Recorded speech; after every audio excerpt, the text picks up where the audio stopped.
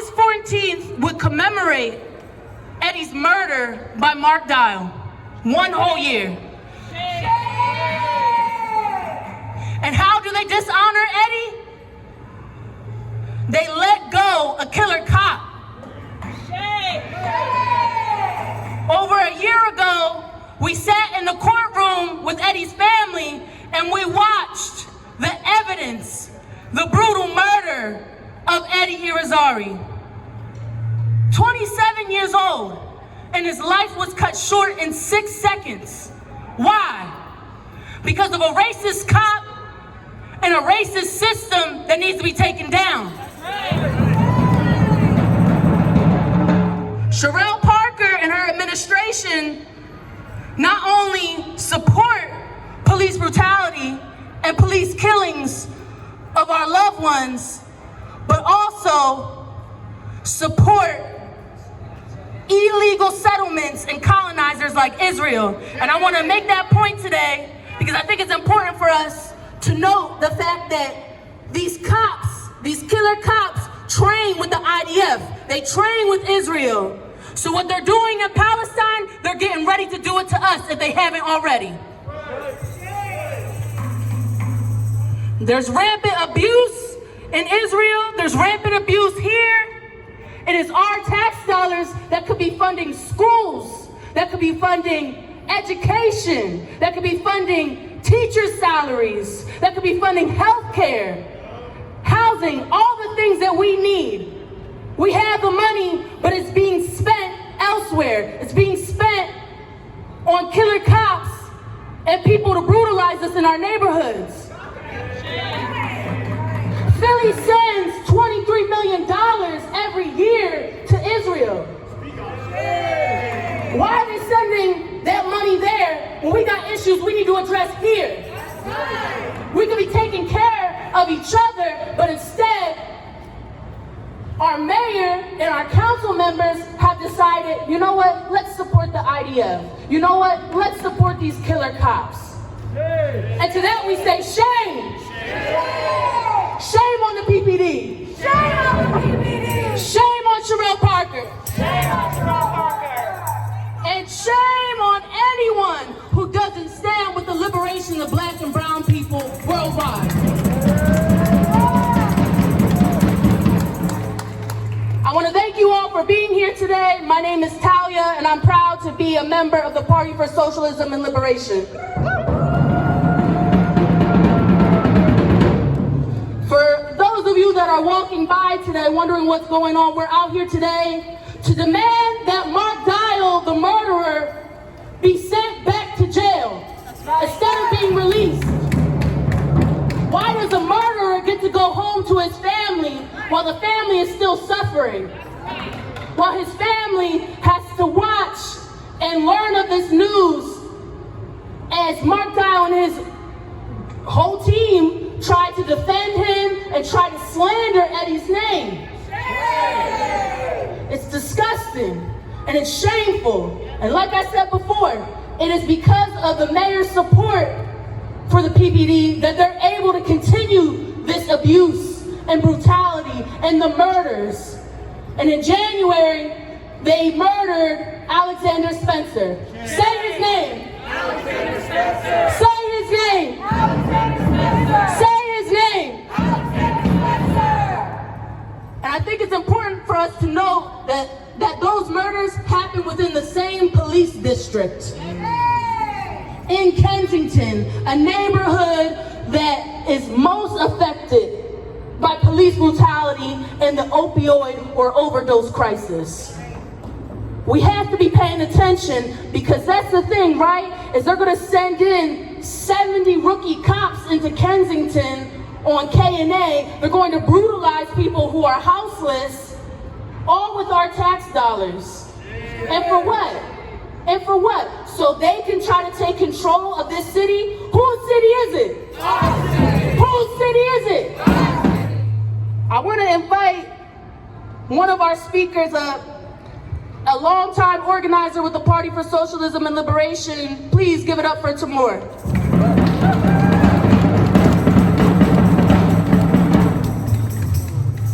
Cell block. blocks for killer cops. Cell blocks for killer cops. Cell blocks for killer cops. Cell blocks for killer cops. Cell blocks for killer cops. Cell blocks for killer cops. Cell blocks for killer cops. Cell blocks for killer cops. Cell blocks for killer cops. Cell blocks for killer cops. That's right. And just like my comrade Talia said, we're out here because we're standing in solidarity, demanding justice for Eddie Irizarry, who was murdered by the Philadelphia Police Department 1 year ago. And we're out here for the victims of police brutality all over the country and the victims of state violence all over the world. We want justice not only for Eddie Irizarry, but for Alexander Spencer, who, like Talia said, was also murdered by the 24th Precinct within 6 months of the murder of Eddie. And I want to talk to you all about the question, why does this keep happening? And the reason is because we live in a system, a country, a capitalist system that is completely based on state violence against our communities. It's completely based on violence against black and brown people here in Philadelphia by the police, just like it's based on the murder and genocide of the Palestinian people. It's one system that we're fighting against. The police departments of the United States are direct descendants of an institution of slave catching that got its start when this country was founded. This country was founded on the genocide of the Native American people. And that violence of the state continues to this day. And when I say the state, I mean the government. But I mean not just the government. I mean all of the institutions that collaborate against us, collaborate to oppress us, to keep this racist capitalist system going.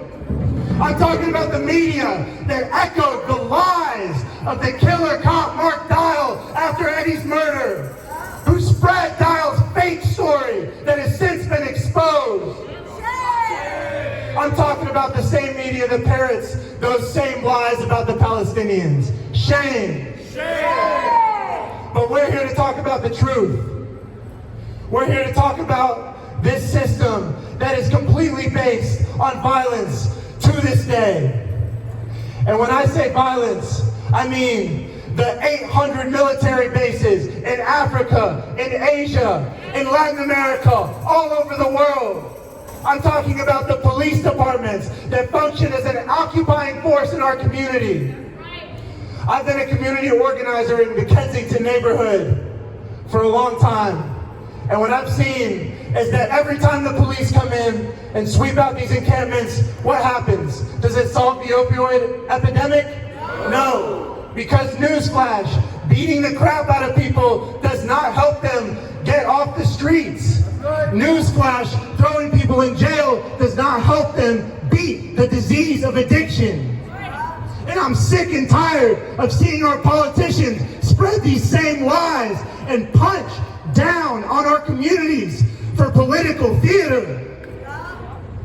Sick and tired of it. And when we talk about violence, I don't just mean the violence of the police officer who fired again and again into Eddie's car with no advance warning. I'm talking about the violence of our city that spends $800 million on the police department every year while our schools are riddled with asbestos. While everyday working people cannot afford health care, and our tax dollars are being spent on oppressing and murdering our community members. But they don't call that violence. What could be more violent than withholding health care from someone? What could be more violent than withholding a place to live when there are 40,000 vacant homes in Philadelphia? What could be more violent than that? When I talk about violence, that's what I mean. And so, it should come as no surprise that the United States, a country that practically worships violence, where to be a hero means to have the capacity for violence. It should come as no surprise that this is the country of mass shootings. Why should we be surprised that the cops are murdering us? That mass shootings are happening in this country where we're taught by the media, taught in our history classes, taught every day that violence is the solution to every problem. It should come as no surprise. And yet they're so hypocritical. This is the 10th anniversary also of the murder of Mike Brown. And yet, the coverage of the protests in St. Louis marking the 10-year anniversary is dominated by reports of a cop that was apparently hurt when he fell down and suffered brain damage. And they try to cast the protests as violent. Again, like burning a police station in Minneapolis is violent, but not letting millions of people have health care in our country goes without a word. And so what do? I'll tell you one thing. Change is not going to come from the top. It's not going to come from these politicians that profit from the system that is based on the violence against us. The solution is for us to organize. The solution is for working class people in this country to unite. It's like Malcolm X said, we're not outnumbered, we're out-organized. But we won't be out-organized for long, because we're currently living in the midst of one of the most sustained protest movements in the history of this country. 9 months of struggle against the genocide in Palestine. And we're living out, and we're carrying out a year of struggle. Struggle for justice for Eddie. Struggle against these killer cops. And so if we all continue to fight, if we all continue to organize, educate ourselves and each other, we can make change. In the Great Depression, when the United States passed reform after reform and spent millions of dollars and started up all these social programs, it wasn't because FDR was left-wing, it wasn't because he supported the people, it was because there was a mass protest movement led largely by radicals, led largely by communists and socialists that fought for those rights. And we're going to do the same damn thing today. We're going to stay in the streets. We're going to stay in the streets, and we're not going to quit struggling until Mark Dial is behind bars. Until the murderer of Alexander Spencer is behind bars. These killer cops need to experience the worst, the absolute worst of the system that they uphold. Cell blocks for killer cops. Cell blocks for killer cops. Cell blocks for killer cops. No justice for peace. No racist for peace. No racist for peace. No justice for peace. No justice for peace. No racist for peace. That's right. Keep up that energy.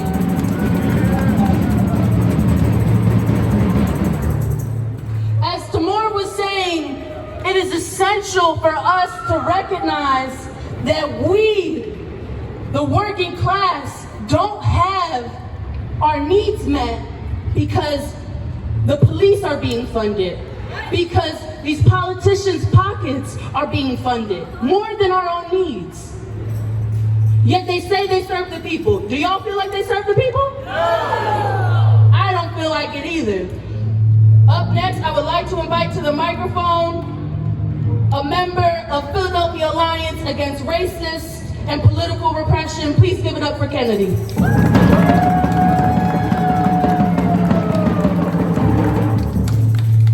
Hey, as she said, my name is Kennedy. I'm with the Philadelphia Alliance Against Racist and Political Repression. And I'm out here today because, as I see it, we can't keep allowing cops across this country to kill people without any accountability, without any community control, without any means of holding them accountable for the pain and suffering they put our communities through. When I was growing up, I remember when Trayvon Martin was killed. My mom took me aside. I was in Columbus, Ohio at the time. She told me, when I'm walking down the street, don't put your hoodie up, because you don't know what they could do to you.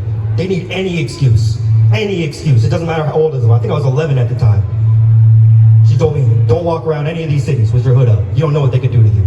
And that holds true to this day. In 2020, we saw George Floyd die.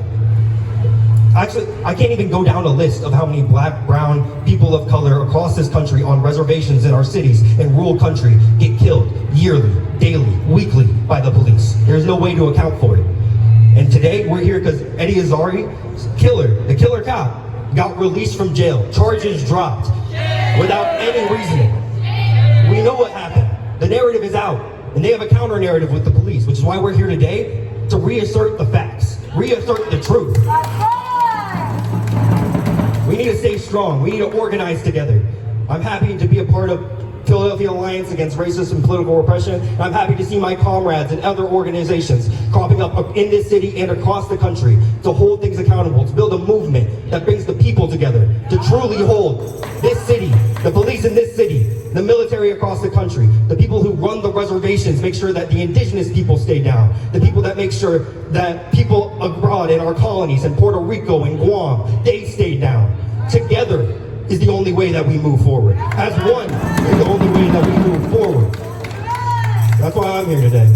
And with the Philadelphia Alliance Against Racist and Political Repression, our main goal in building that organization and our main goal in working with other organizers in this city and across the country is to give community control over the police to the community. That's our main goals, that's our aims. I'm going to be happy to be doing that work, and I'm happy to have comrades alongside me to help me do that work. Yeah, thank you.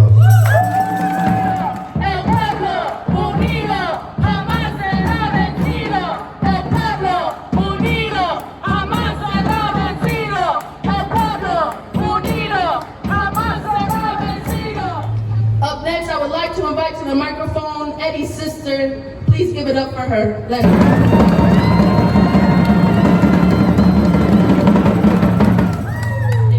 you everybody for being here today. I know it's something that wasn't like everything planned or nothing before, but again, thank you for being here. We're here to get justice for Eddie and other people too, not only for him. There's definitely other stuff that had happened right after Eddie died. But again, thank you guys for being here. Mike Dials is right now enjoying his time with his family. While we're here, we don't get to share another moment with my brother. We don't get to see him. We just gotta go every Saturday and Sunday to his grave. But all I can say to his family is just enjoy the time that you have right now, because we are gonna keep fighting to get justice for him. We're gonna keep yelling, we're gonna make a lot of noise, anything that we have to do so we can get justice. So now we gotta wait until May, so we can get our trial. But we're gonna keep fighting, we're gonna keep doing what we can. And again, thank you guys for being here and supporting us. Thank you for everything. If we don't get no justice, then they don't get no peace. If we don't get no justice, then they don't get no peace. If Eddie don't get no justice, then they don't get no peace. If West don't get no justice, then they don't get no peace. That's why we're not gonna let these fuckers sleep one wink until we win.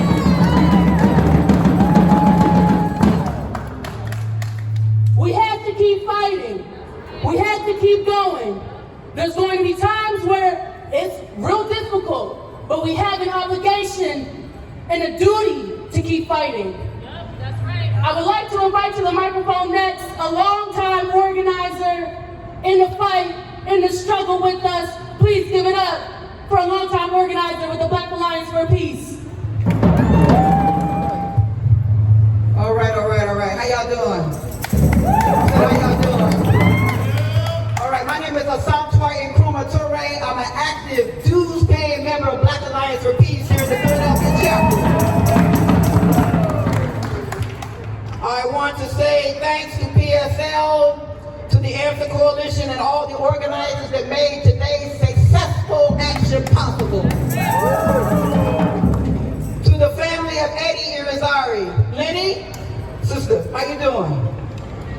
All right. To the family of Eddie Irizarry, in the midst of your grief and righteous anger, we also say thank you for taking the time to gather us all here today to continue to demand justice for Eddie Irizarry. We continue to offer our warmest condolences and solidarity to you and your family. Eddie Irizarry was never a criminal. He was never a threat. He committed no crime. He was not robbing somebody. He was not scamming anybody. He was just living his life. So since he was not a threat, he should still be with all of us here today. There is no legal and certainly there is no moral reason why Eddie Irizarry should not still be with us today. The police murder of Eddie by killer cop Mark Dial, the police murder in January this year of Alexander Spencer, and too many others in recent years are just painful reminders of the continual reckless disregard the police have for our communities. Thus, we must continue to organize and organize as never before, because no family at no time should go through such pain. So to the family of Eddie Irizarry, we stand with you. We support you. We will pray with you and for you, because I'm a praying sister and I'm an organizer. We will stand with you for as long as it takes until Mark Dial goes straight to hell and prison. We have many great organizers out here today. So to Eddie Irizarry's family, please call on us at any time if you need anything. And mark my word, Mark Dial is going to prison.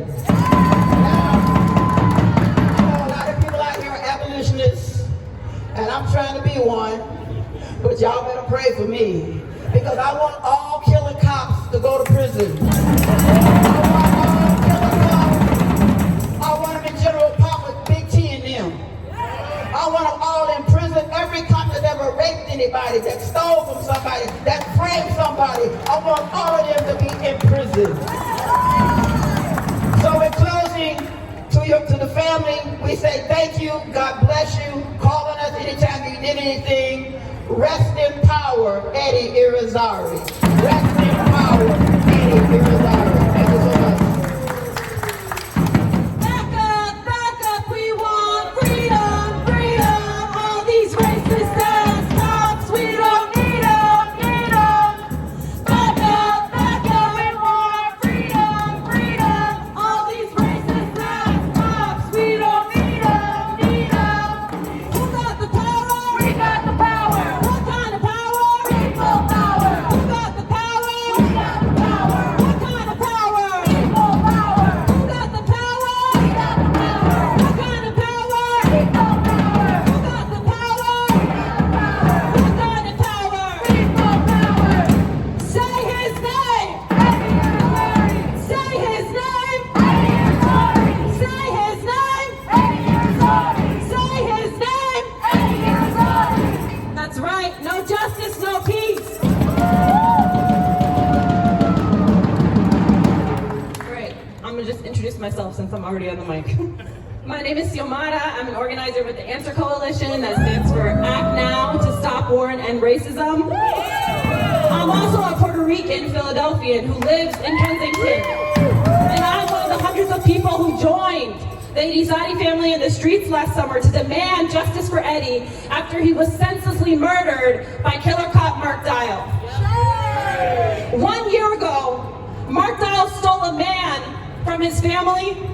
He stole him from his community.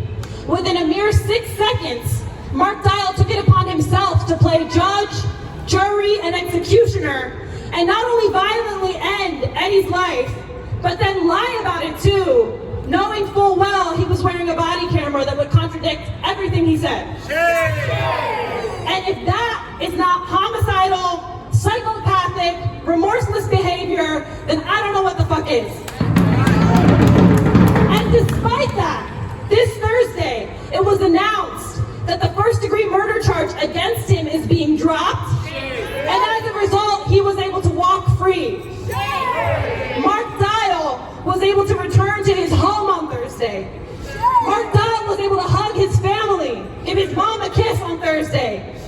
sleep in his own bed at night, eat at his own dinner table. Eddie will never be able to do that again. And yet 1 week before the anniversary of his death, Mark Dial gets to go home and enjoy these privileges. That is a slap in the face. It is a slap in the face to the Irizarry family. It's a slap in the face to all of us here today. And it's a slap in the face to everyone who organized, attended community meetings every week, and mobilized to every hearing and court date last summer to make sure that that murderer, Mark Dial, would be taken off the streets, just like what happened to any one of us if we killed somebody. It is a gross miscarriage of justice that Mark Dial got to walk free this week. And so we are here today to say that we have not forgotten, we have not moved on, and just like we did last summer, we will continue to mobilize and organize to ensure that Mark Dial goes back to jail and that he faces the consequences to the fullest extent possible for murdering an innocent man. We are here today recommitting ourselves to this struggle for justice. And we do that knowing that it won't be an easy one, right? We've seen the way that the system throughout the past year has been moving to try to squirm its way out of any sort of justice or any sort of accountability for Eddie's death. We've seen the lengths that they'll go to, and we've seen the depths that they'll stoop to. Mark Dial and his partner lied about what happened, but that was just the first in a series of attempts to sweep this case under the rug. Last summer, Judge Wendy Pugh tried to dismiss the criminal charges, claiming that there wasn't enough evidence. And then a couple months ago, Dial's lawyer, Brian McMonigal, appealed to move the trial to the suburbs, which we know was just a racially charged attempt to get a conservative, white jury from the suburbs on this case so that their boy could get off easy. And this latest development, dropping the first-degree murder charge and letting him out on bail, we see it for what it is too. An attempt to delay the justice process, an attempt to minimize what happened, and an attempt to get all of us here to go home and forget and stop demanding justice. Are we gonna fall into that trap? What they forget is that so many of us are still coming out a whole year later because we saw that video and it changed something in us. And what more evidence could you possibly need than that? They will sit there in this court in their positions of power and they will argue about whether or not Mark Dial had the intent to kill or whether or not he had a reasonable belief that Eddie posed a threat to him. But we saw the video. We know that Mark Dial and his partner stopped Eddie's car for blocks without turning on their lights, without pulling him over. We know that Mark Dial shot to kill him 6 times within 6 seconds. And we know that he then tried to cover it up and lied about it to the public. We also know that this is nothing new. We know Raheem Hall, also from the 24th District, murdered Alexander Spencer in January and then also lied about it. We know what happened to Sonia Massey in Illinois, what happened to George Floyd in Minneapolis, and 10 years ago this week to Mike Brown, Tamir Rice, Akai Gurley, and so many others. We know, as working class people in Philly, how these PPG officers operate in our neighborhoods on a daily basis. Occupying, racially profiling, stop and frisking, brutalizing, preying on people. They operate on the assumption that we are inferior. They operate on the assumption that they are in enemy territory. And they operate on the assumption it's business as usual for them to shoot first and ask questions later. And so maybe the question for these judges who are literally playing with people's lives right now is, was there intent or was it premeditated? But for me, we are so far past that point. For me, the question is, when is enough enough? How much more evidence do we possibly need? How many more victims do we need to come out and protest for? And how many more of our loved ones will become hashtags before we realize that this is a systemic problem and before we actually decide to do something about it? We already know that real justice does not live in these courthouses. Just like we know the cops don't keep us safe. We keep us safe, and justice won't happen until we make it happen. In 2020, we didn't see police departments all across the country defunded because the police woke up one day and was because of the millions of people in the streets who forced it to happen. And so we need to become millions. And to do that, we need to organize ourselves starting in the tens and in the hundreds and in the thousands, and we will continue to grow and fight until we win. And that takes more than just a few protests. That takes fighting and learning lessons together and sharpening ourselves collectively. And it takes protracted struggle. It takes time and dedication and sacrifice.